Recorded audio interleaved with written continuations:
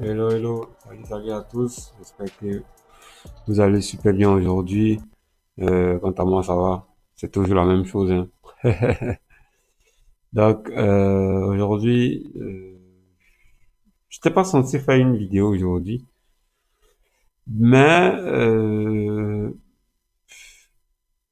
comme je vous l'ai dit, je suis passionné d'analyse technique et voilà, j'adore trader. J'ai vu une opportunité de trading aujourd'hui. Je vais vous donner un indice. Cet outil-là, je l'utilise par moment quand je vais trader de manière paresseuse. Voilà. L'outil me dit que c'est possible qu'il y ait quelque chose. Et quand je vais regarder sur le graphique, si je trouve quelque chose d'assez intéressant qui conflue avec ce que l'outil me dit, je peux trouver une opportunité rapidement. Ça, c'est une autre facette de mon trading dont je vous parle. Donc, l'outil m'a signalé que le GBP NZD avait quelque chose d'intéressant. C'est vrai que c'est pas quelque chose d'assez rapide, mais j'ai envie d'aller voir ça avec vous. Mais j'avais aussi envie de partager comment est-ce que je travaille de différentes manières avec vous. Ça, c'est une méthode. Quand je veux être assez paresseux, cette méthode-là est assez intéressante. Donc, je vous ai signalé que le GBNZD m'a présenté quelque chose. Il m'a dit que le prix devait aller faire un stop hunt quelque part et que le prix devait aller chercher une zone euh, un peu plus basse, c'est-à-dire que faire un sell et puis aller chercher une zone. Donc, je vais essayer de trader de manière brute avec vous. Je vais aller directement sur TradingView. Alors, j'ai pas encore regardé le graphique, hein, assurez-vous. Je vais aller sur TradingView et on verra ce qui se passe. Donc, voilà, nous voilà sur TradingView. Le prix, comment dirais-je, l'indicateur m'a dit que le prix devait aller un peu plus bas. Mais là, je sais pas si c'est vrai ou pas. D'accord, je vais commencer à analyser. Vous voyez, je vais prendre le plus bas d'abord, que je vais matérialiser. Voilà, je vais matérialiser ça en bleu, comme d'habitude, vous savez. C'est pas nouveau, hein, c'est pas nouveau.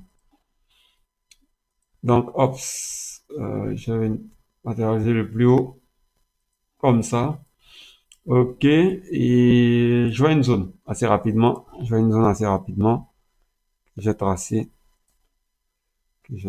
comme ça.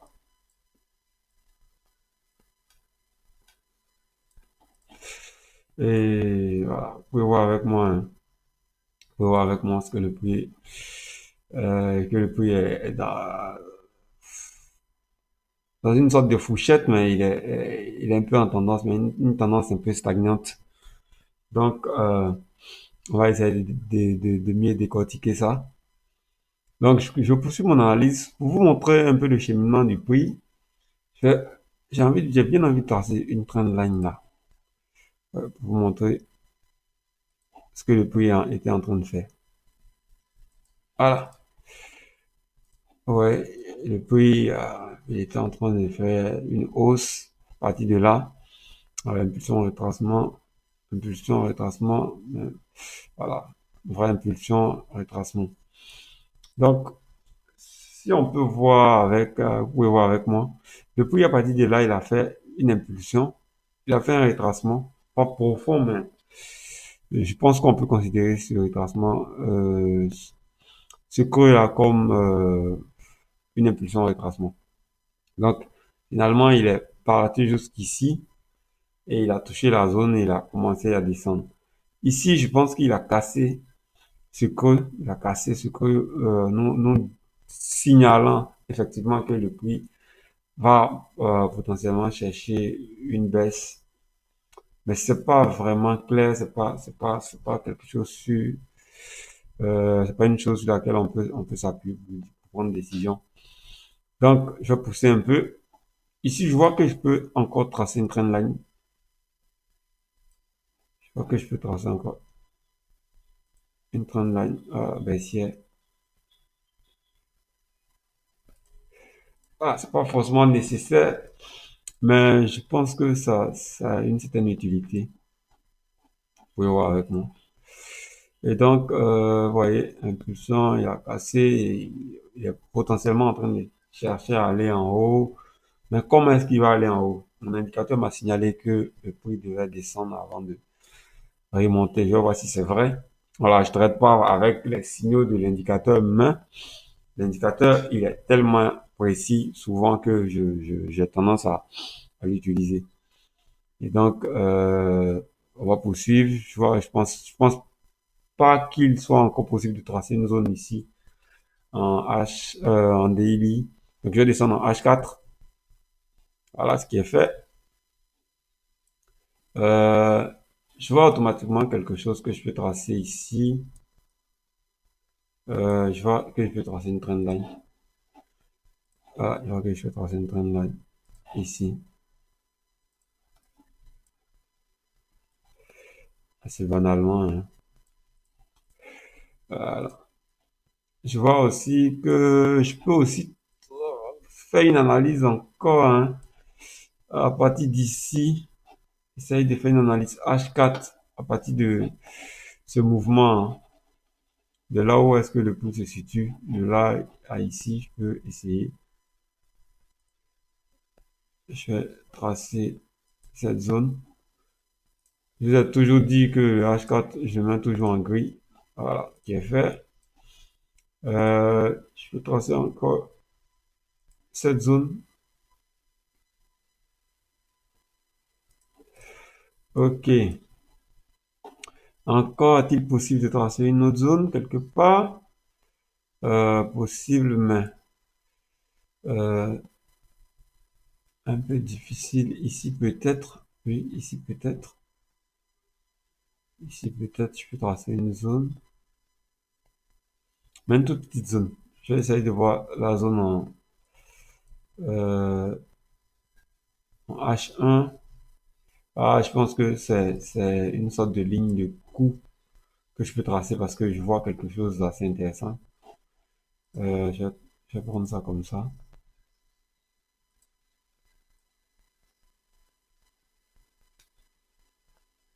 C'est une zone, mais je vais la prendre comme si c'était une ligne de coup d'un futur M que le prix est en train de dessiner.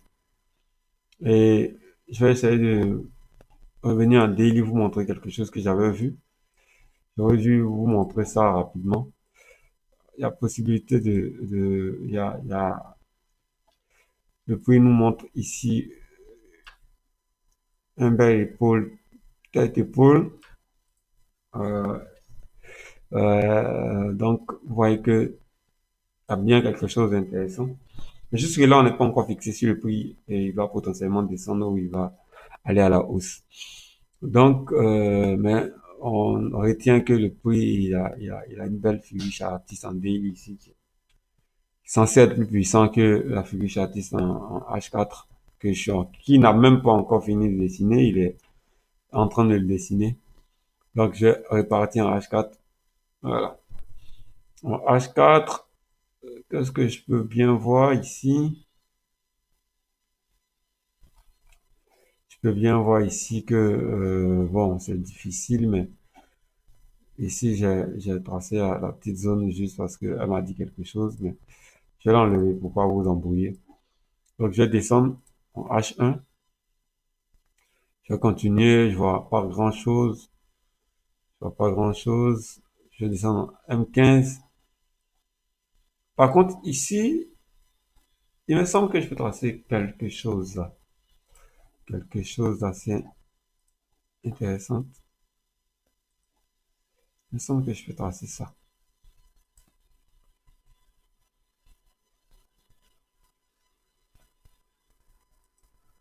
Avec ça. Euh, voilà. Il me semble que je peux tracer ça avec ça. Et puis en H1, je peux matérialiser ce que je vois comme juste pour le garder en tête, quoi. Ce M que le prix est en train de dessiner. Euh, et ici, je vais insister pour tracer la ligne de coup.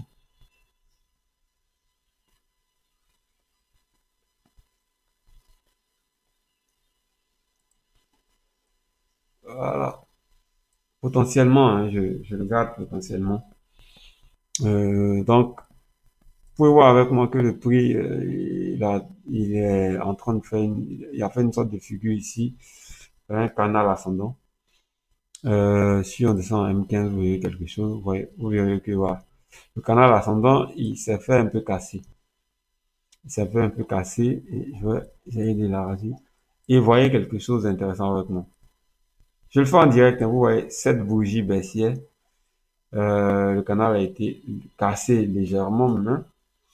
Après, il a sorti cette bougie, ce pin bar assez puissant. Et donc, je pense que je pourrais me servir de ça pour essayer d'entrer en position. Et encore, si vous regardez ici, le prix, il y a un petit épaule tête-épaule. Un petit épaule tête-épaule que je vais mettre en une autre couleur. Peut-être que vous verrez avec moi. Je vais laisser ça et je vais faire comme ça. Je vais le mettre en bleu.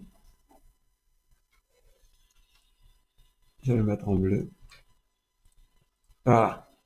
Vous voyez, je peux dire que l'épaule tête-épaule a une ligne de coup qui est dans les parages là.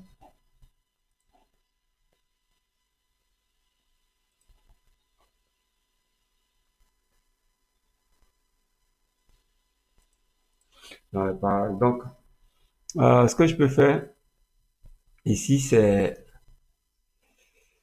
ce que je vois ici, hein. Pour moi, ce que je vois ici, c'est que je peux prendre une position ici, entrer par exemple de là où est-ce que le prix il est, et puis essayer de venir sécuriser jusque là le prix. Voilà. Et puis essayer maintenant d'aller chercher quelque chose un peu plus bas. Voir le prix descendre jusqu'à peut-être ici, sur cette zone. Et après, chercher à repartir. Euh, et je vais voir s'il y a potentiellement une zone daily assez puissante qui peut augmenter le prix. Un POI qui peut l'aimanter. Ici, tout a été, euh, une balance a été fermée. Et potentiellement, ici, regardez avec moi, le prix peut descendre jusqu'ici. Je vais mettre en vert. Ah, le prix peut descendre jusqu'ici. Descendre jusqu'ici. Donc, je vais essayer de calibrer ici. On va chercher du 1 pour 3. Il y a deux possibilités. Le prix peut descendre jusqu'ici et repartir. Il peut descendre peut-être dans cette zone, repartir. Il peut descendre jusqu'à casser cette zone et venir prendre la trendline et repartir. De cette façon, selon moi, le prix a beaucoup de chances de faire une baisse avant de faire une hausse. Parce que si vous regardez en M15, voilà, en M15, potentiellement le prix ici,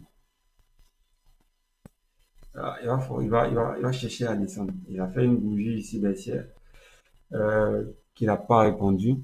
Ici, il est revenu faire une autre bougie baissière. Tout indique qu'il est en train de chercher quelque chose de particulier pour descendre. Et donc, je vais revenir sur mon truc. Donc, si vous prenez une position ici, vous descendez jusqu'ici, je vais vous montrer ce que je vois. Le prix il va descendre comme ça. Ici, vous sortez là. Et après, à partir d'ici,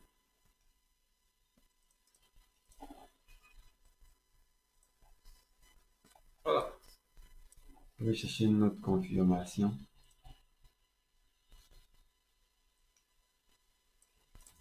Vous suivez la tendance.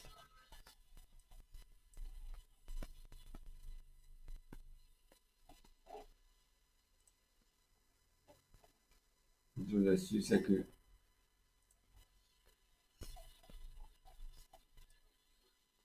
voilà ce que je vois.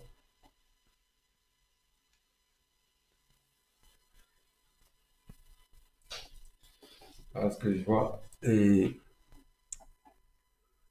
ça conflue avec ce que mon indicateur m'a signalé. Ça conflue parfaitement avec. Ici, j'ai des dessins des figures chartistes que vous connaissez probablement, qui m'indiquent que le prix va chercher à aller à la baisse. J'ai des bougies que le prix vient de me donner.